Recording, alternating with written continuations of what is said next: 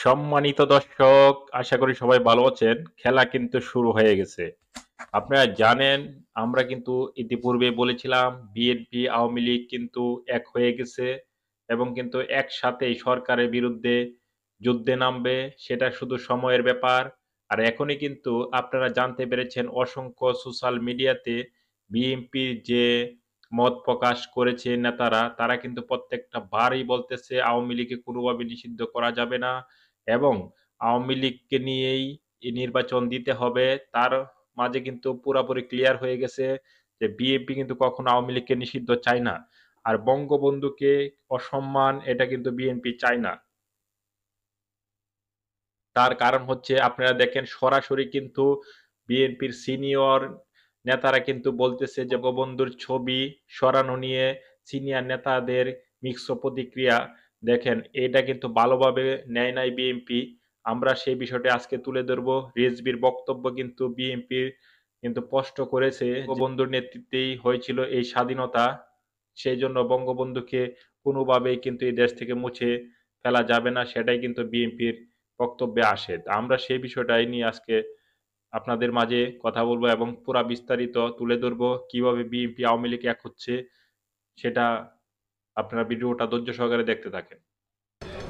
শেখ মুজিবুর রহমানের তারপরে তো সে ছিল, তার তার ছবিটা ছিল। জিয়াউর রহমান কিন্তু তার ছবি পুনঃস্থাপন করেছে। তার মানে উনি বলতেছেন যে অনেক দুঃশাসক, অনেক অত্যাচার শেখ মুজিবুর রহমান যদিও না করে, শেখ মুজিবুর রহমানের নাম ভাঙিয়ে অনেকেই তখন করেছিল। করার পরেও কিন্তু শেখ মুজিবুর রহমানের ছবিগুলো অন্ততপক্ষে এই সংসদ ভবনে বা জায়গায় জায়গায় ছিল। এখন তার ছবিটা যখন দেখা গেছিল ওই খন্দকার, জাতীয় বেঈমান খন্দকার মুস্তাক যখন এই ছবিটা নামিয়ে ফেলেছিল, তখন তখন কিন্তু এই জিয়া রহমান সেই ছবিটা সম্মান করে সেই ছবিটা আবার জায়গায় কিন্তু টানিয়েছিলেন। এখন বিষয় হচ্ছে তার মানে মেজর জিয়া রহমানও কিন্তু তখন কিন্তু শেখ মুজিবুর রহমানকে ভালোবাসতেন এবং শেখ মুজিবুর রহমান শুধু জিয়া রহমান না, সারা বাংলাদেশের একটা উজ্জ্বল নক্ষত্র ছিল। তো এটাই উনি উনি সুন্দর করে ক্লিয়ার করেছেন। তো আমরা আরেকটু শুনবো উনার বক্তব্য। আমি মনে করি তার ছবিটা নামিয়ে ফেলাটা উচিত হয়। খন্দকার মুস্তাক নামিয়েছিলেন, জিয়াউর রহমান তুলেছিলেন। তার মাঝে কিন্তু স্পষ্ট হয়েছে যে বিএনপির কোনো নেতৃবৃন্দ চায় না যে শেখ মুজিবুরের অসম্মান হোক। তাহলে এতগুলা মূর্তি কারা ভাঙলো? তার মানে বুঝতে হবে স্বাধীনতা বিরোধীরা এই মূর্তিগুলা ভেঙেছে। স্বাধীনতা বিরোধীরা এই দেশটাকে এভাবে ধ্বংসের দিকে নিয়ে যাচ্ছে।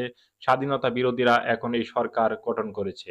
তার মানে এই সরকারের অপশক্তি হইল সব হইল স্বাধীনতা বিরোধী।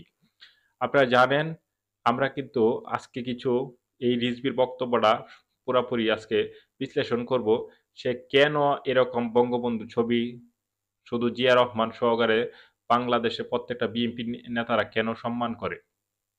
বঙ্গবন্ধু বঙ্গভবন থেকে শেখ মুজিবুর রহমানের ছবি সরানো নিয়ে বক্তব্যের জন্য রিজভির দুঃখ প্রকাশ। রিজভির কাছে কিন্তু অনেক খারাপ লেগেছে বিষয়টা। আচ্ছা যাই হোক, আমরা একটু পড়ি বিষয়টা কি। আজ মঙ্গলবার এক বিজ্ঞপ্তিতে রিজভী এই দুঃখ প্রকাশ করেন।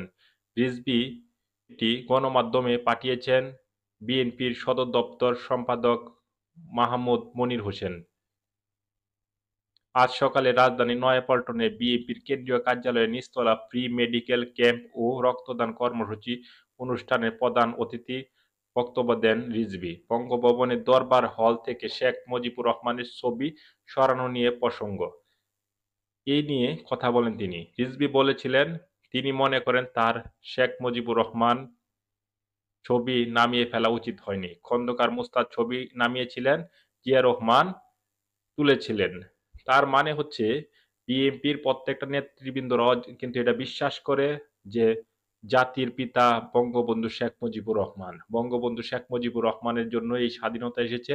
বঙ্গবন্ধু শেখ মুজিবুর রহমানের জন্যই এই বাংলাদেশ পেয়েছে। তো এই বক্তব্যটা রিজভী দিয়েছিলেন। তো এটা দেওয়ার মানে হচ্ছে আপনারা বুঝতে পারছেন তো। ইতিপূর্বেও কিন্তু অনেক জায়গায় দেখছে যে বিএনপি কিন্তু চায় না কোনো সময় আওয়ামী লীগ নিষিদ্ধ হোক, আওয়ামী লীগ রাজনীতি না করুক। এখন কিন্তু বিএনপি কিন্তু আবার সেই বিজ্ঞপ্তিটা দিয়া কিন্তু পুরাপুরি ক্লিয়ার করেছে যে অল্প কিছুদিনের মাধ্যমে বিএনপি, আওয়ামী লীগ এক হয়ে এই সরকারের বিরুদ্ধে কিন্তু যুদ্ধে নামবে। এটাই স্বাভাবিক। তাই বলবো দেশটাকে যদি আপনারা বাঁচাতে চান, এই সাধারণ মানুষকে যদি বাঁচাতে চান, অবশ্যই এই সরকারকে হাঁটাতে হবে। আপনারা দেখেন প্রত্যেকটা জায়গায়, জায়গায় বিশৃঙ্খলা সৃষ্টি হচ্ছে।